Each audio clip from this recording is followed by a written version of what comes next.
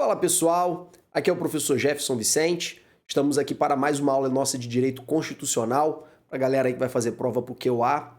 Pessoal, o tema da nossa aula de hoje é interpretação constitucional e os seus princípios, ou, em outras palavras, princípios e métodos de interpretação constitucional. Lembrando aqui que a nossa aula ela tem como base o edital do QA, tá bom?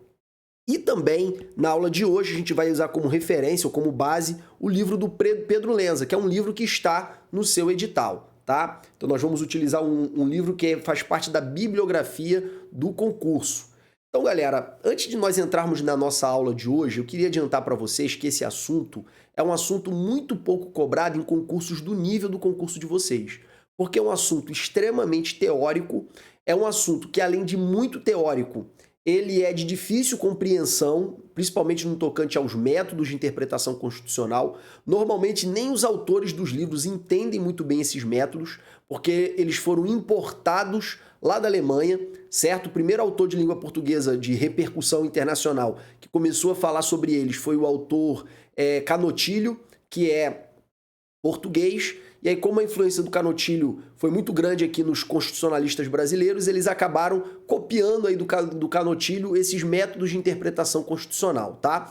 E quando esses métodos chegaram aqui, galera, eles chegaram e foram introduzidos nos livros em português sem a devida crítica, sem o devido conhecimento contextual desses métodos lá na doutrina alemã, tá bom? Inclusive tem um autor que fez seu doutorado lá na Alemanha e hoje é professor titular da USP, que ele faz uma crítica ao uso indevido desses métodos, alegando até que esses métodos são contraditórios entre si. Logo, você não pode aproveitar uma parte de cada método se eles são, filosoficamente, na sua essência, eles são contraditórios, tá bom? Porém, cai na sua prova, e o que eu vou fazer aqui? Eu vou dar esse conteúdo, só que usando o livro, tá? Por quê? Porque não tem outra maneira dessas questões caírem na sua prova senão copiando o livro. É a única maneira de cobrar esse tipo de questão para você, tá bom? Já os princípios de interpretação são um pouco mais fáceis, tem uma probabilidade maior de cair, apesar que também acho que não tem tanta probabilidade assim, mas tem uma probabilidade um pouquinho maior. Os métodos eu acho que não vai cair, tá? E eu vou usar o livro aqui para expor os métodos para vocês, tá bom? Então vamos começar a nossa aula de hoje. Princípios e métodos de interpretação constitucional. Eu vou começar apresentando para vocês quais são os métodos que estão previstos aí no livro do Pedro Lenza. Você vai encontrar também em outros livros de direito constitucional, tá bom? Em primeiro lugar é o método jurídico ou hermenêutico clássico. Esse aqui, galera, você vai encontrar em outros ramos do direito também, tá bom? Vocês vão ver aqui quem já estudou aí direito penal a partir do início do livro. É bem possível que encontrou esses métodos, quem estudou direito administrativo, lendo algum livro, provavelmente teve contato também com esses métodos, tá bom? Então eles aqui são métodos que você encontra em outros ramos do direito, tá? E tem os métodos específicos do direito constitucional, tá? Que é o método tópico problemático, o segundo aqui, hermenêutico concretizador. Eu vou marcar de vermelho porque nas provas de concurso até nível de magistratura e Ministério Público, esse é sem dúvida alguma o que mais cai, tá? Então é o que eu vou explicar um pouquinho mais, tá bom? Depois nós temos o método científico espiritual, método normativo estruturante, e esse último aqui, eu nem sei o que ele está fazendo aqui, tá? Isso aqui você não vai encontrar nem em outros livros, tá bom? Então, esses 5 métodos que eu vou ver com vocês aqui, com destaque para o primeiro e para o terceiro, são os métodos de interpretação constitucional, tá bom? Nós vamos ver também os princípios, tá? Os princípios a gente vai ver depois, tá bom? Depois que a gente analisar os métodos. Vamos seguir a ordem do livro. E aí eu quero apresentar para vocês o livro, tá? O livro, no tópico relativo ao assunto, ele vai ser abordado pela gente aqui numa leitura mesmo, uma leitura guiada, tá? Onde eu vou estar explicando para vocês alguns termos aqui que nós lermos no livro. De repente, se você ler o livro sozinho, você pode ter alguma dificuldade de entender, porque, como eu falei, essa parte é muito teórica, tá bom? Então, vamos lá. Métodos de interpretação. É o gênero aqui, tá bom? É o gênero. Minha canetinha, ela não tá muito boa. Mas vamos torcer para dar tudo certo, tá? Métodos de interpretação é o nosso assunto aqui. Nós já vemos aqui um resumo dos métodos, eu já passei esse resumo para vocês. Vamos agora analisar as informações que o Pedro Lenza trata sobre esses métodos, tá bom? Em primeiro lugar, ele se inspirou aqui no Canotilho, tá? Ele se inspirou aqui no Canotilho. Então é o Canotilho que dá esse pontapé inicial aí da apresentação desses métodos alemães para o idioma da língua portuguesa, tá bom? Vamos agora para o primeiro, que é o método clássico. Galera, como eu disse para vocês, esse aqui, junto com o método hermenêutico construtor, ou a gente vai encontrar também como hermenêutico concretizador, esse método aqui, ele, como eu disse, é um dos mais importantes porque você encontra em outros ramos do direito, tá? Vamos lá, o que é o método clássico? O método clássico é um conjunto de técnicas, tá? Técnicas tradicionais, tá bom? Dentro aí do estudo do direito de um modo geral, de todos os ramos do direito, tá bom? E aí quando você estuda qualquer ramo do direito, você vai encontrar, por exemplo, o método ou o elemento gramatical, que é a interpretação literal ou semântica, tá? Literal ou semântica, tá bom? Que é o sentido do dicionário de cada palavra, tá? Que é o sentido do dicionário. Só que nem sempre, dentro da interpretação das normas jurídicas, o sentido semântico será suficiente. Muitas vezes a gente vai precisar se socorrer também, além do sentido semântico, de uma interpretação, por exemplo, que englobe a criação daquela lei, por exemplo. Entendeu? O que foi discutido lá no momento em que as comissões se debruçaram sobre aquele projeto de lei? O que foi discutido quando aquela lei foi para o plenário? Qual era a intenção de quem propôs a lei? Então, todas as informações podem influenciar no momento de chegar ao resultado da interpretação de uma norma, tá? Esse cuidado de analisar todo o contexto de desenvolvimento, como que essa lei surgiu, por que ela surgiu, com qual objetivo ela surgiu, é o elemento histórico, tá? É o elemento histórico. Então, o elemento histórico, ele se preocupa com isso, com todo o desenvolvimento histórico que embasou ou que deu causa aí ao surgimento dessa lei, ao surgimento dessa norma, tá bom? Nós temos também dentro do método clássico o elemento sistemático, que é analisar o texto à luz do seu contexto, tá? Por exemplo, alguns conceitos do direito administrativo não podem ser importados de maneira acrítica para o direito penal e para o direito civil, tá bom? Vamos pensar, por exemplo, no princípio da impessoalidade. Está previsto lá no artigo 37, caput da nossa Constituição. Se eu entender que só pelo fato dele estar na Constituição ele se aplica também em outros ramos do direito, eu vou ser obrigado a concluir que quando uma pessoa vai contratar um pedreiro para fazer uma obra na casa dele, ele tem que fazer uma licitação, porque a contratação dele tem que ser orientada pelo princípio da impessoalidade.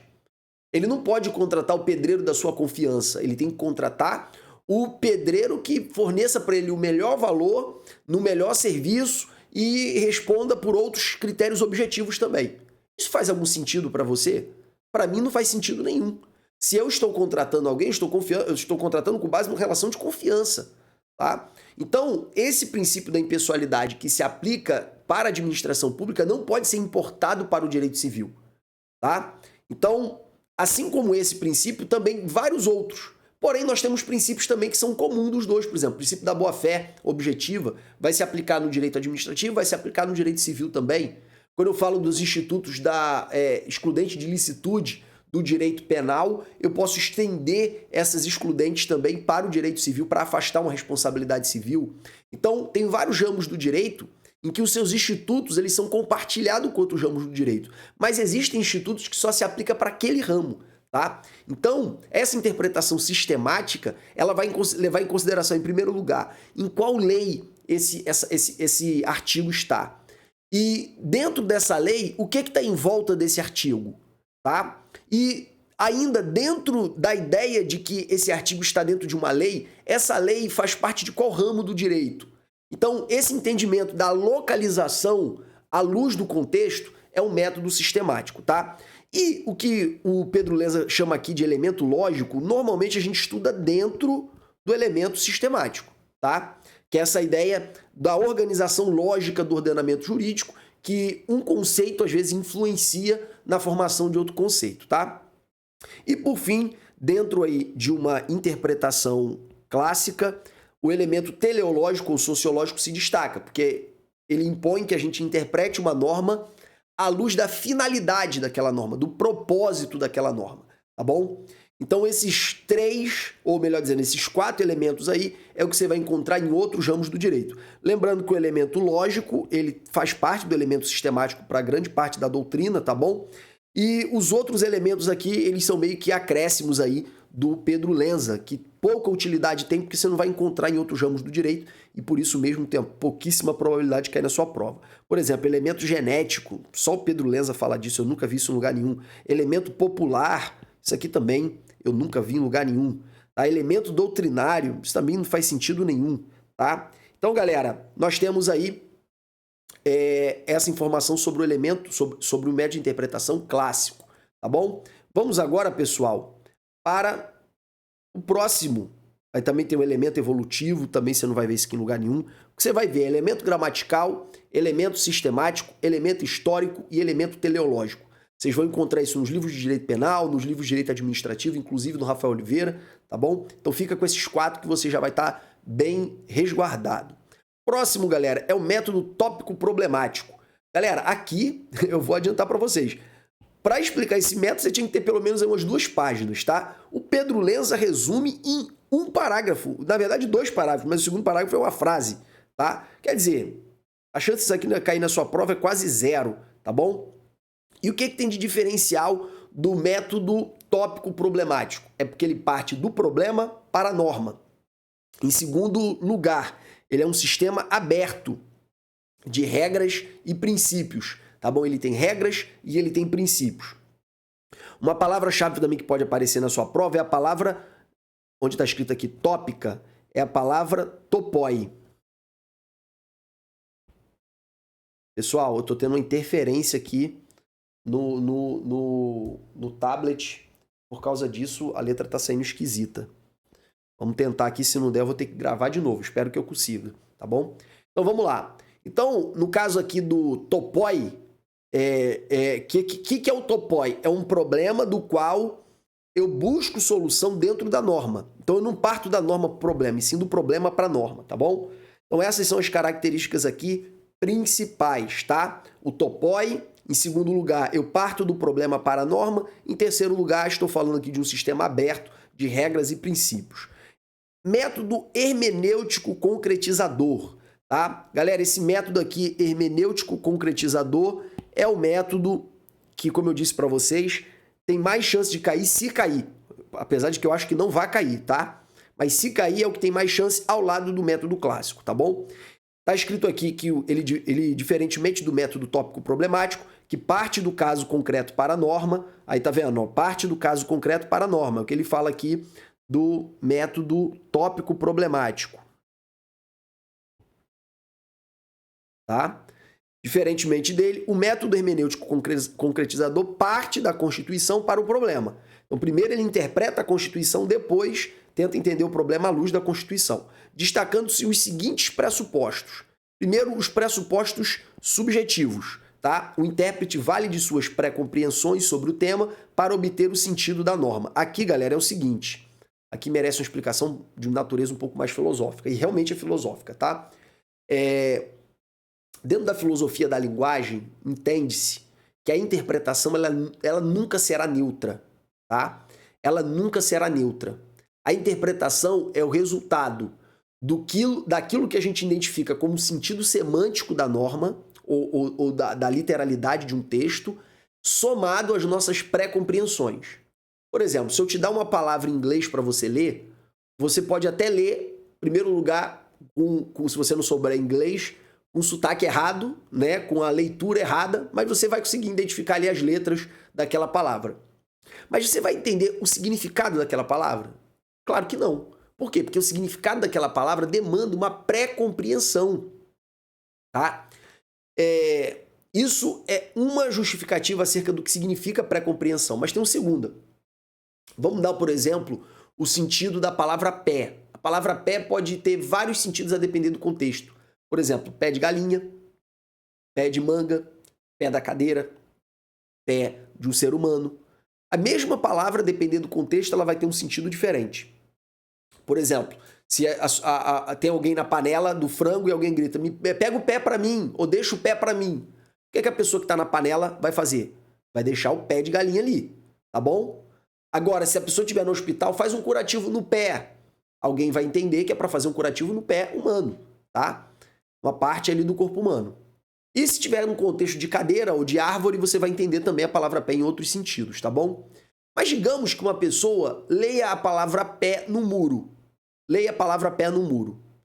Você há de convir comigo, quando o agricultor lê a palavra pé, ele vai ter uma inclinação um pouco maior de identificar, de associar aquela palavra pé com alguma árvore, e que um enfermeiro, que um fisioterapeuta, ele vai ter a tendência maior de identificar aquela palavra pé com o membro do corpo humano. Você há de convir comigo que alguém que trabalha com móveis, ao ver a palavra pé, tem uma tendência a ler aquela palavra e de repente associá-la com o pé de uma cadeira, pé de uma mesa. Então, galera, por que isso acontece? Porque a nossa interpretação ela é sempre envolvida e misturada com a nossa pré-compreensão, com as informações prévias que nós temos, tá? E essa pré-compreensão ela é inseparável da nossa interpretação, tá bom? Ela é inseparável da nossa interpretação. Então, por exemplo, se uma pessoa ela é um advogado de empresas que fornecem, por exemplo, eletrodomésticos, ela tem a tendência de ler o Código de Defesa do Consumidor de maneira mais favorável para as empresas. Se uma pessoa ela costuma defender o consumidor, ela vai ter uma tendência de ler o Código de Defesa do Consumidor de outra maneira. Você encontra isso através até mesmo de audiências judiciais e de sentenças judiciais. Quando você trabalha muito tempo dentro do mesmo fórum, você começa a identificar quais são os juízes mais pró-empresa e quais são os juízes mais pró-consumidor. Você vê nitidamente essa distinção. E por que se dá essa distinção se a lei é a mesma para todo mundo? Como eu disse para vocês, por causa da influência das pré-compreensões. Então é natural que, por exemplo, um defensor público ele fale muito mais em direitos humanos do que um policial. Certo? Por quê? Porque o policial ele toma tiro de bandido, ele corre o risco de deixar a mulher dele viúva e os filhos deles órfãos, tá? Já o defensor público, por outro lado, ele está muito mais acostumado a identificar arbitrariedades da polícia, arbitrariedades do Poder Judiciário, tá? Não é a regra, galera. Claro que não, mas existe, tá? Existe. Inclusive, existem vários policiais que sofreram arbitrariedade durante um processo movido contra eles. Então, existem arbitrariedades eventuais em processos, tá? Isso é inegável, tá bom? Agora, há uma tendência de quem foca mais em encontrar a arbitrariedade de sobrevalorizá-la, como também há uma tendência de quem é vítima ou vítima potencial dos delinquentes de relativizar um pouco os direitos que a Constituição e os tratados internacionais atribuem a eles, tá? É uma tendência, tá? E por isso que o diálogo é tão importante. Por quê? Porque o diálogo ele nos ajuda a compreender o outro lado, tá? Como é que você vai fazer uma lei relacionada a, por exemplo, processo penal, como aconteceu no pacote anticrime? O pacote anticrime veio do Moro. E esse pacote anticrime, ele foi para o Congresso, deram a relatoria, o Rodrigo Maia deu a relatoria do pacote anticrime para o Marcelo Freixo, e o Marcelo Freixo, juntamente com o grupo que se apoderou ali do pacote anticrime, fez várias inserções ou articulou várias emendas que foram elaboradas por advogados de defesa. E aí você tem na área criminal, na parte penal, um aumento de pena, um agravamento da situação do preso, e você tem na parte processual várias regras restringindo produção de provas. Então como é que você vai colocar o lobo para vigiar o galinheiro? O que um advogado quer, galera, quando ele está defendendo um processo? Ele quer que o réu dele seja absolvido, que o cliente dele seja absolvido. Que se o cliente dele for efetivamente o criminoso, efetivamente tiver praticado a conduta ilícita, ele quer que o processo prescreva, entendeu? Ele quer que ocorra alguma causa instintiva da punibilidade que no final das contas ele tenha êxito no seu trabalho. Como é que você vai colocar alguém cuja principal preocupação é não apenas defender o inocente, mas também absolver o culpado, para ajudar decisivamente na elaboração de leis relacionadas ao combate ao crime. É óbvio que disso vai sair muitos institutos que, ao invés de enrijecer ou empoderar o Estado para combater a criminalidade organizada, é claro que vai sair daí, com certeza, regras que vai dificultar a ação do Estado, que foi o que aconteceu em vários aspectos aí do pacote anticrime. Então, pessoal, é importante a gente ter em mente que as nossas pré-compreensões, elas influenciam a nossa interpretação da norma. Eu costumo falar para vocês também em sala de aula que a gente costuma ter misericórdia, a gente costuma sentir empatia com quem a gente consegue se identificar.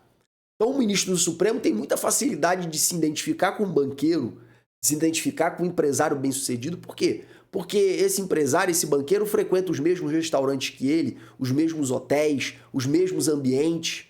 Então, quando ele vê, por exemplo, um banqueiro algemado, ele consegue se imaginar algemado e identificar o quanto isso pode ser humilhante para ele. Aí ele vai lá, cria uma súmula vinculante para proibir, ou quase proibir, melhor dizendo, porque tem as exceções, o uso de algemas. Da mesma forma, o policial, ele costuma ter um senso muito severo contra a criminalidade. Normalmente, o policial, ele tem um senso extremamente severo em relação a isso, desde que o criminoso não seja um colega dele de trabalho, que foi pego em algum excesso, em algum exagero, e sofreu o peso do Estado punição sobre os seus ombros. Tá? Então a gente tem a tendência de se sensibilizar com quem a gente se identifica. Isso é do ser humano, tá? Então essa nossa interpretação dos fatos, ela passa pelas nossas pré-compreensões. Da mesma forma, a nossa interpretação da lei, ela passa pelas nossas compreensões. Então esse elemento aí, esse pressuposto subjetivo, que são as pré-compreensões do intérprete, eles fazem parte da interpretação constitucional. Isso é inegável, tá? Depois nós temos os pressupostos objetivos. O que são os pressupostos objetivos, tá? Aqui está a pré-compreensão, conforme eu mencionei para vocês.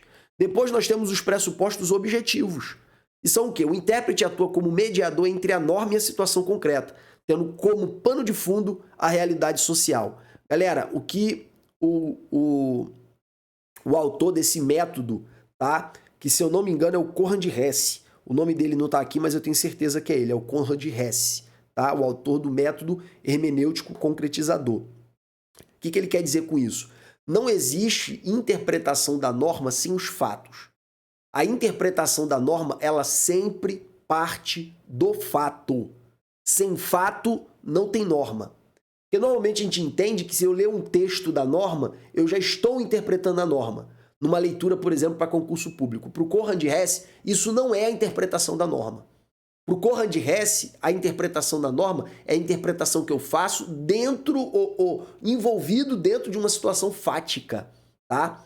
Então, a questão fática, ela integra a interpretação. Vamos tentar colocar de uma maneira mais didática, através de um exemplo, tá? Por exemplo, a situação do homicídio. Vamos pensar aqui no homicídio qualificado pelo emprego de veneno, tá? Ao ler a norma que fala sobre veneno, eu posso incluir também uma substância alcalina, uma substância que vai provocar uma corrosão, uma corrosão dos órgãos internamente e vai gerar uma morte da mesma forma? Eu posso incluir uma substância aí muito alcalina? Então, galera, ao ler a norma puramente, eu nem consigo pensar numa substância alcalina, certo? Ou numa substância ácida. Eu não consigo nem pensar nisso. Quando eu penso em veneno, eu penso em chumbinho. Quando eu penso em veneno, eu penso em qualquer outra substância, mas não associando a ideia de ácido, nem associando a ideia de base alcalina.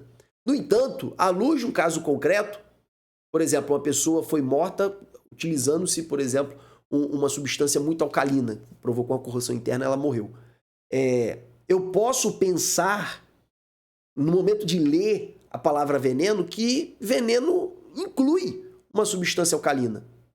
Mas eu só pensei que inclui porque eu parti de um caso concreto.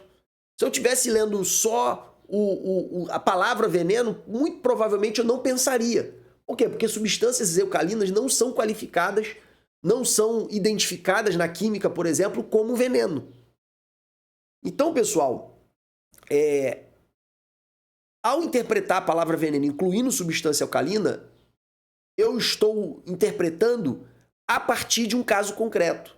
E aí o caso concreto influenciou na minha interpretação. É esse que é o ponto, tá? Que o caso concreto, ele determina também, além da pré-compreensão, o caso concreto também determina a interpretação que a gente faz da norma, tá bom? E por fim, círculo hermenêutico. É o movimento de ir e vir, tá? Do sujeito para o objeto até que o intérprete chegue a uma compreensão da norma, tá bom? Do subjetivo para o objetivo, tá? O que é isso aqui, galera? Eu interpreto a partir das minhas pré-compreensões, sou influenciado pelo caso concreto e o caso concreto, ele, por sua vez, influencia a minha subjetividade, de modo que a minha leitura sobre o caso concreto, sobre a norma, melhor dizendo, ela resta influenciada. Ó. Então, a minha pré-compreensão influencia como eu enxergo o caso concreto. E o caso concreto influencia na minha interpretação, na minha pré-compreensão. Isso aqui é o que a gente chama de círculo hermenêutico, tá? Ou movimento de ir e vir, tá bom? Então essas palavras são chave para você entender o método hermenêutico concretizador. Pré-compreensão, realidade social e movimento de ir e vir ou círculo hermenêutico, tá bom? Método científico espiritual, esse aqui eu não vou explicar. É análise da norma constitucional, não se fixa na literalidade da norma, mas parte da realidade social e dos valores subjacentes do texto da Constituição. Assim, a Constituição deve ser interpretada como algo dinâmico e que se renova constantemente no compasso das modificações da vida em sociedade. Sustenta Inocêncio Martins Coelho que, segundo o método científico espiritual, tanto o direito quanto o Estado e a Constituição são vistos como fenômenos culturais ou fatos referidos a valores, ou cuja realização eles servem de instrumento. Galera, sinceridade, chance muito baixa disso aqui cair na sua prova. Método normativo estruturante. Galera, vou te falar também. Esse aqui é hiper mega difícil. Esse autor aqui, Miller, cara, esse cara é um monstro, tá? Da doutrina alemã. E vou te falar, qualquer livro mais robusto vai tentar explicar esse método aqui de Miller, utilizando aí no mínimo uma página inteira, tá? E aí o Pedro Lenza faz esse resumo aqui e descaracteriza completamente o método. Tá bom? Acho que nem se o Miller lesse a explicação do Pedro Lenza, ele ia conseguir se identificar nessa explicação. Então, eu não vou ler. Se você quiser dar uma pausa aí, depois você lê por conta própria. Mesma coisa esse método da comparação constitucional, tá? Esse método aqui eu recomendo que você faça a leitura também sozinho, tá bom? Então, esses são os métodos de interpretação constitucional que eu mencionei para vocês, com destaque para o método clássico, que eu gastei mais tempo explicando, e o método hermenêutico concretizador, tá bom? Esses dois métodos são os principais, sem sombra de dúvida. Vamos agora, pessoal, para o próximo tema, tá? Que são os princípios de interpretação, tá bom? Vamos agora para o tema princípios de interpretação. Vamos ver cada um deles aqui também no livro do Pedro Lenza, tá? Vamos lá. Princípios da interpretação constitucional. Aqui nós temos os princípios, tá bom, pessoal? Princípio da unidade da Constituição, sem dúvida alguma um princípio muito importante. Princípio do efeito concretizador não é tão importante assim. Princípio da máxima efetividade, bastante importante, só que é fácil, porque a definição dele está relacionada ao nome dele. Princípio da justiça ou da conformidade funcional, também não cai muito, tá bom? Eu vou marcar só os que caem mais. Princípio da concordância prática ou harmonização é um desdobramento do princípio da unidade, também costuma cair, porque eles gostam de confundir esses dois. Princípio da força normativa é fácil, tá? É fácil juntamente com o da máxima efetividade, porque o nome já indica o significado. Princípio da interpretação conforme. Esse aqui para a prática é muito importante, esse aqui para a prática é muito importante também, tá bom? Mas não são os princípios que costumam ser falados quando a gente fala de interpretação constitucional. Os principais são esses três aí que eu marquei, esses quatro que eu marquei para vocês, tá bom? Vamos ver cada um deles agora. Princípio da unidade da Constituição. Galera, aqui eu já destaquei as palavras principais, tá bom? Que é o quê? Primeira palavra principal que você tem que decorar quando você fala de princípio da unidade da Constituição é que a Constituição precisa ser vista como um todo unitário ou como um sistema unitário, tá? Como uma coisa só. Logo, se é uma coisa só, se o sistema ele forma uma unidade, todas as suas partes precisam se harmonizar, de modo que não existam antinomias, conflito entre normas constitucionais, tá? As normas elas precisam se ajustar de modo que uma ceda espaço para outra, de modo que toda a Constituição seja aplicada, sem que uma norma exclua a outra, tá bom? Então, em primeiro lugar, você tem que entender a norma como um sistema unitário, tá? Segundo lugar, a palavra-chave que você precisa lembrar é de harmonizar, tá bom? Harmonizar. Você tem que harmonizar as normas aparentemente conflitantes. Exemplo, liberdade de expressão e honra. Eu tenho o direito à liberdade de expressão. Eu posso falar o que eu quiser, mas eu posso atingir a honra de alguém? Galera, aparentemente a resposta para essa pergunta é não. Não, eu não posso atingir a honra de ninguém. Tá, então me dá uma resposta num caso concreto. Teve um jornalista que fez a biografia do Roberto Carlos. Roberto Carlos é uma figura pública, faz parte da história nacional, da história da cultura nacional, e o Roberto Carlos não autorizou a publicação dessa biografia. Esse autor foi à justiça, tá? Ou melhor dizendo, o Roberto Carlos foi à justiça. Essa questão depois foi parar no Supremo Tribunal Federal. E o Supremo Tribunal Federal ele teve que decidir entre a liberdade de expressão e também o direito à informação e o direito à honra, à privacidade, à vida íntima do Roberto Carlos. Qual foi a interpretação que se chegou à luz do caso concreto? Quanto mais uma pessoa é pública, mais os fatos públicos da vida dela, e até alguns privados que tenham interesse da história, eles demandam uma menor proteção do direito à privacidade. Então, a vida de uma pessoa pública, de um político, de um artista, tem menos proteção do direito à privacidade do que a vida de um particular, do que a vida de um anônimo, tá? É mais ou menos isso que o Supremo quis dizer, tá bom? E aí, nesse caso do Roberto Carlos, o Supremo disse que viola a liberdade de expressão e o direito à informação impedir a publicação de biografias de pessoas públicas. Então, nesse caso aí, prevaleceu o direito à liberdade de expressão, o direito à informação, tá bom?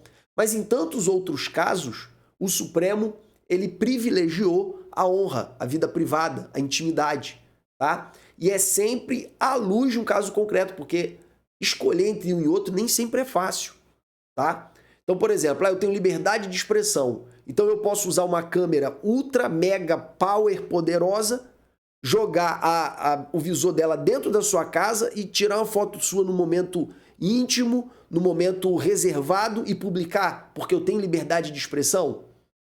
Você tá vendo que não dá para ficar a prioristicamente nem com um direito nem com o outro, porque se eu escolher um em detrimento do outro, anulando o outro, em primeiro lugar, eu não vou estar respeitando o princípio da unidade constitucional que diz que eles têm que coexistir. E em segundo lugar, eu não estarei também sendo realmente honesto ou sendo realmente justo. Eu terei a tendência de ser extremamente injusto se eu privilegiar um necessariamente e sempre em detrimento do outro, tá? Então essa definição, essa ponderação entre direitos eu farei no caso concreto, tá? Então é dever do intérprete considerar todos os princípios constitucionais como uma coisa só, tá bom? E é dever dele harmonizar os possíveis conflitos entre eles de modo a não afastar nenhum deles, tá? Então, decora essa expressão, sistema unitário e harmonizar, tá? Segundo princípio aqui é o princípio do efeito integrador. A interpretação constitucional, ela sempre precisa privilegiar o sentido da norma que favoreça a integração do país, tá? A união do país, tá bom? Então, nesse caso aqui, galera, é importante dentre as múltiplas interpretações possíveis que possa ser feita na Constituição, privilegiar a que favoreça a integração política e social e a unidade política. Por exemplo, eu posso fazer uma interpretação sobre os poderes dos municípios e dos estados de uma maneira tão radical ao ponto de um estado virar praticamente um país autônomo, tá? Ou posso fazer uma interpretação de modo a privilegiar a unidade nacional. Vamos dar um exemplo? Quando eu estudei com vocês licitações e contratos, eu disse para vocês que é competência privativa da União legislar sobre normas gerais de licitações e contratos. Mas o que é norma geral? Essa definição do que é norma geral, pessoal, ela pode ser bastante restrita ou bastante ampla. Se eu dou uma interpretação para ela bastante ampla, eu indico que eu prefiro que tanto a União, quanto os estados, quanto os municípios do país inteiro tenham regras, pelo menos amplamente uniformes, quando eles forem licitar ou contratar.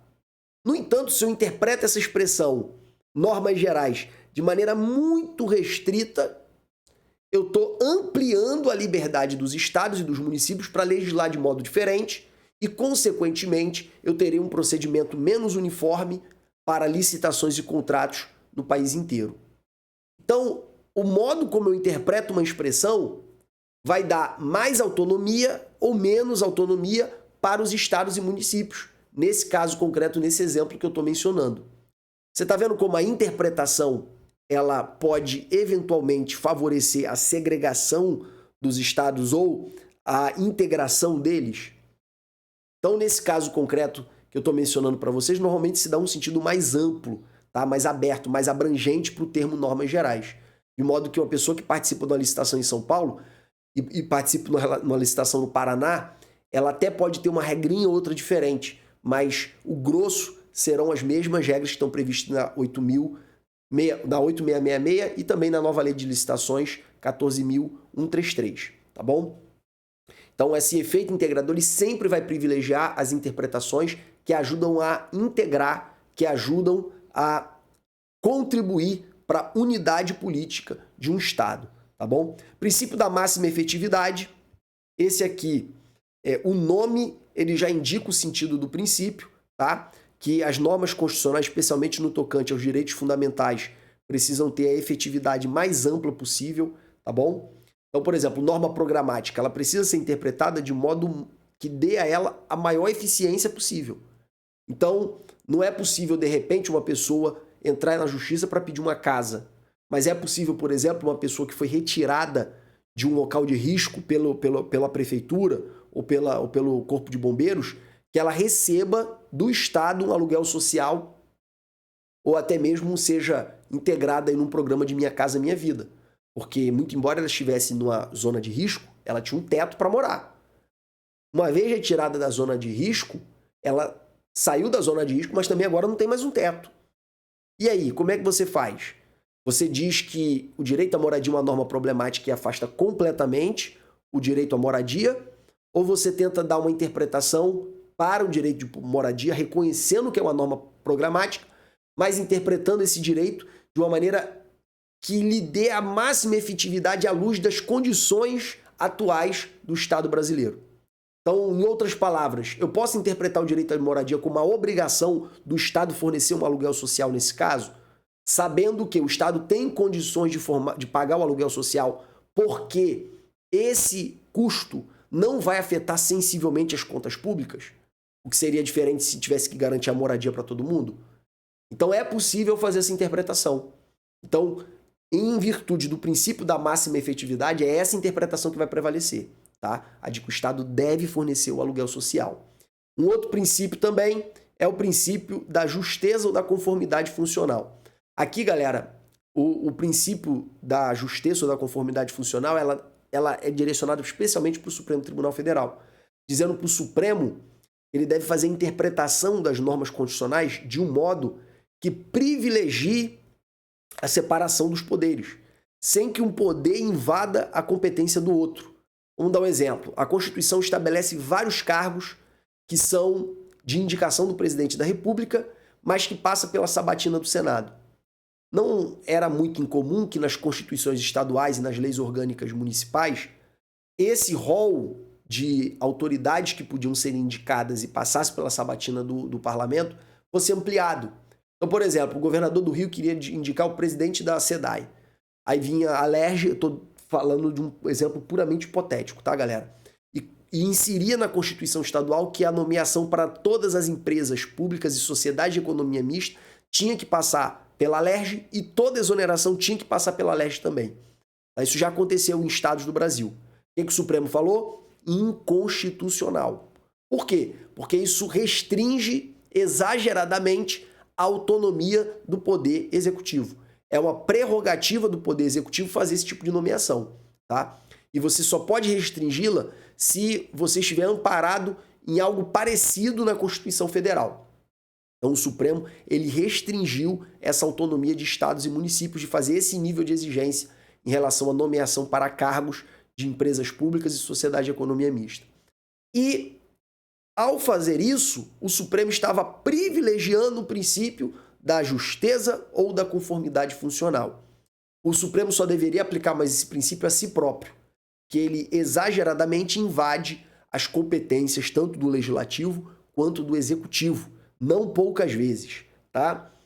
Próximo princípio, o princípio da concordância prática ou harmonização. Galera, esse princípio aqui ele é muito parecido com o da unidade constitucional, unidade da Constituição, tá? Tem autores que vai dizer que ele é até um desdobramento do princípio da unidade da Constituição, tá bom? Só que aqui o enfoque é, além de eu ter que fazer uma harmonização das normas constitucionais, que é o enfoque do princípio da unidade, aqui eu preciso fazer com que elas concordem na prática sem anular completamente nenhuma delas. Então, parte da explicação que eu dei no princípio da unidade, você vai exportar para cá, tá? Você vai tirar de lá e exportar para cá. Então, é aqui, no princípio da concordância prática, que a gente vê com mais ênfase esse dever de que o intérprete ele nunca exclua completamente uma determinada norma, tá? Então, por mais que haja uma tendência de privilegiar a liberdade de expressão, é necessário fazer uma interpretação desses dois direitos de modo a não anular completamente a vida privada e a intimidade, tá? Então, nessa interpretação é necessário fazer uma reserva, definir uma zona de determinação, uma zona de alcance da vida privada e da intimidade que seja completamente imune e protegida à tentativa da liberdade de expressão usurpar, tá bom? Então, por exemplo, você pode fazer, isso não foi o Supremo que falou, tô dando um exemplo meu, tá? Você pode fazer uma biografia não autorizada de um artista. Você só não pode entrar em detalhes íntimos de relacionamentos que ele teve com outras pessoas que não eram públicas. Isso é um exemplo, tá? Então, se você quiser falar de um relacionamento que ele teve com uma namorada, de algum boato que se espalhou na época sobre esse relacionamento, entendeu? Você vai ter que tirar essa parte, porque aí você não está atuando como jornalista e tenta prestar uma informação de interesse público. Você só está fazendo uma fofoquinha de uma intimidade desse artista. E aí, se essa intimidade for muito sensível para ele, você é obrigado a tirar. Tá vendo? Nesse caso aí, eu mantive a liberdade de expressão, inclusive eu privilegiei a liberdade de expressão, porque é possível publicar, mas criei ali uma reserva, um lugar de incolumidade. Eita, Jesus, não sai a palavra. Que não pode violar, um lugar inviolável da intimidade e da vida privada, tá bom? Eu ia falar de incolumibilidade, não consegui falar mesmo assim, esquece, deixa isso pra lá, tá? Um lugar onde a intimidade é incólume, ela não pode ser afetada, não pode ser atingida, tá bom? Princípio da força normativa, galera, aqui não tem segredo, tá? Aqui é muito parecido com o da máxima efetividade, tá bom? As normas constitucionais devem ser interpretadas de uma maneira que dê efetividade para elas, tá? Elas não são meramente ilustrativas. Esse princípio da força normativa, galera, ele faz muito sentido, ele fez muito sentido há uns anos atrás, em que as constituições elas eram vistas como cartas de intenções, como um protocolo de aspirações de uma sociedade ideal, entendeu? Então, nesse período do constitucionalismo, que as constituições eram chamadas de meramente semânticas, elas existiam como uma carta de aspirações, mas não como lei, não como norma, que podia ser invocada diretamente para interferir num conflito entre pessoas, num caso concreto. Nesse caso, nesse período, o princípio da força normativa teve muita relevância, tá? Hoje em dia é tão assentado que a Constituição é norma jurídica e que ela pode ser invocada diretamente para proteger um interesse particular, que o princípio da força normativa ela tem mais uma importância teórica do que até mesmo prática, tá bom? Por fim não, ainda tem mais dois. Princípio da interpretação conforme a Constituição. Esse princípio aqui, galera, ele diz o seguinte: em normas plurissignificativas, quer dizer, que possuem mais de um significado, ou polissêmicas, também tem o mesmo sentido, tá? Polissêmicas, vários sentidos, tá? Em normas que são passíveis de várias interpretações, sempre será favorecida a interpretação que torne essa norma compatível com a Constituição, tá? Com os direitos constitucionais. Vamos dar um exemplo aqui de uma interpretação conforme feito pelo Supremo recentemente na esfera processual penal, tá? A regulamentação do uso de algemas, que cai na prova de vocês, tá? Súmula vinculante número 11. Nesse caso aí não foi proibido o uso de algema, mas foi restringido o uso de algema para compatibilizar a autoridade estatal de restringir a liberdade do indivíduo, que foi mantida, ainda pode algemar, com a liberdade individual, a dignidade da pessoa humana e o direito de não ser submetido a tratamento desumano ou degradante. Então, esses três direitos que eu acabei de mencionar com vocês, eles formam um contraponto ao direito do Estado punir, tá? De modo que, fazendo a concordância prática entre eles, o Supremo disse: ainda pode algemar? Pode. No entanto, será em hipóteses excepcionais. Por quê? Porque de um lado eu tenho dignidade da pessoa humana, eu tenho vedação ao tratamento desumano ou degradante, e eu tenho a liberdade individual, e do outro eu tenho o direito do Estado de punir.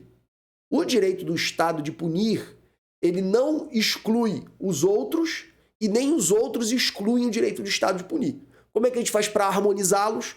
Foi isso que o Supremo tentou fazer na súmula vinculante número 11. E por mais que a algema seja um instrumento de segurança para o policial, além de outras coisas, que é impedir, por exemplo, o criminoso de fugir e de oferecer resistência, porque a algema, de uma certa maneira, rompe com a capacidade de resistência aí do delinquente.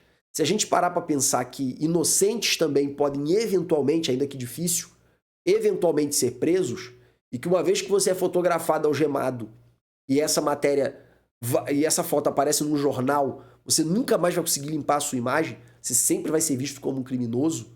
Por mais que você seja inocente, você vai entender que realmente tem que ter alguma restrição para o uso de algema, tá bom? Então, pessoal, sempre que houver uma norma com uma interpretação com vários significados, eu vou tentar selecionar um significado que compatibilize aquela norma com a Constituição. Se aquela norma não for plurissignificativa, não for polissêmica, não tiver vários sentidos, o que eu faço com ela? Aí eu declaro ela inconstitucional. Mas se ela tiver 2 ou mais interpretações, eu vou privilegiar a interpretação que torna ela compatível com a Constituição. Outra interpretação conforme que o Supremo fez foi em relação à condução coercitiva, tá? Sempre existiu na legislação processual penal a condução coercitiva, que é o quê? Quando o delegado, Ministério Público na fase de investigação ou o juiz na fase processual quer ouvir alguém, seja ele um investigado, seja ele uma testemunha, seja ele a própria vítima, o juiz pode intimar essa pessoa a comparecer e, se ela não comparecer, pode conduzi-la coercitivamente. Então essa norma incluía esses 3 grupos aí: investigado, vítima e testemunha. Contudo, a Constituição diz que o investigado ele tem direito ao silêncio. Se o investigado tem direito ao silêncio, qual é o sentido de você conduzi-lo coercitivamente? Então esse foi o argumento do Supremo Tribunal Federal para declarar a inconstitucionalidade da condução coercitiva do investigado. Só que ele não declarou o artigo inconstitucional. O que ele fez? Ele fez uma interpretação conforme. Eu preservo o artigo, mas nesse ponto específico aqui que fala do investigado, eu excluo a condução coercitiva. Então, é possível condução coercitiva no Brasil ainda? Totalmente. Da vítima, que não tem direito ao silêncio, e da testemunha, que não tem direito ao silêncio. E do réu ou investigado? Do réu ou investigado, teremos sim direito ao silêncio, e por causa disso, não cabe condução coercitiva, tá bom? Então essa é uma interpretação conforme. O Supremo não excluiu o artigo, mas retirou dele uma das interpretações que incluía o investigado. Então aqui, galera, quando houver várias interpretações, eu escolho a interpretação que compatibilize essa norma com a Constituição. Se ela tiver um significado só, afasta a norma. Então, características aí da interpretação conforme. Em primeiro lugar, prevalência da Constituição. Deve-se preferir a interpretação não contrária à Constituição. Foi isso que eu mencionei para vocês. Conservação de normas.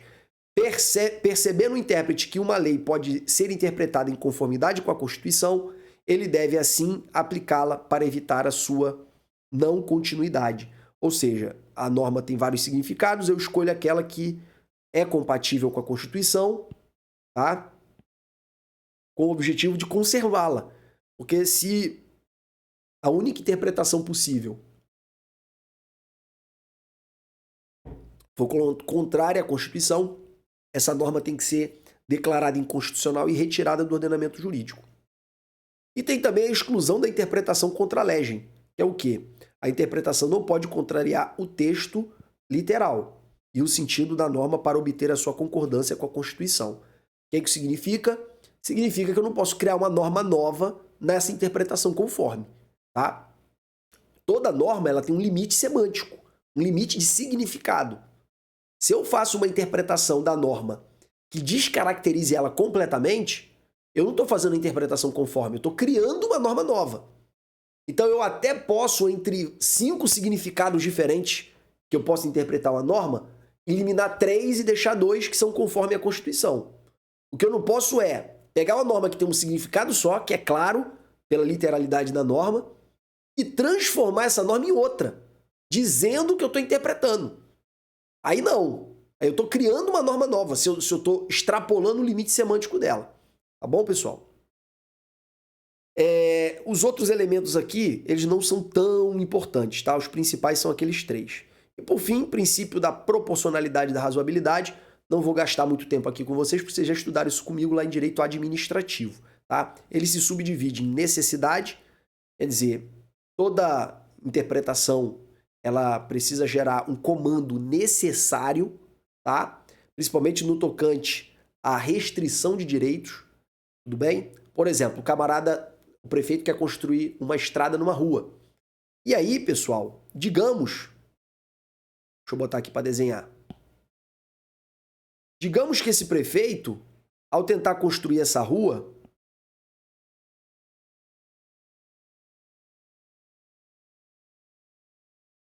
ele possa, eventualmente, fazer um pequeno ajuste, tá? Na rua, para não ter que desapropriar o imóvel, tá bom? Mas o que ele faz?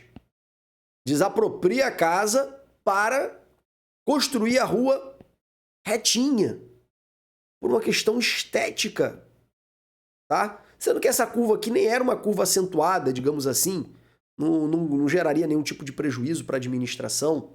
Pelo contrário, geraria até uma economia com a não desapropriação, porque toda desapropriação implica numa indenização. Nesse caso aí, galera, se ele decidir desapropriar quando não era necessário desapropriar, nós estaremos diante de uma decisão proporcional? Não. Por quê? Porque essa decisão não era necessária. Ele poderia ter resolvido o mesmo problema de outra forma, tá? Até com menos custo. Então, nesse caso aí, essa decisão não era necessária. Segundo ponto, essa princípio da proporcionalidade que subdivide em necessidade, adequação e proporcionalidade em sentido estrito, tem como primeiro requisito, então, a necessidade, também chamada de exigibilidade, tá? Era exigível essa postura, essa decisão. Se não for, essa decisão não é proporcional. Segundo, adequação, também chamado de pertinência ou idoneidade. O que significa idoneidade, ou pertinência, ou adequação?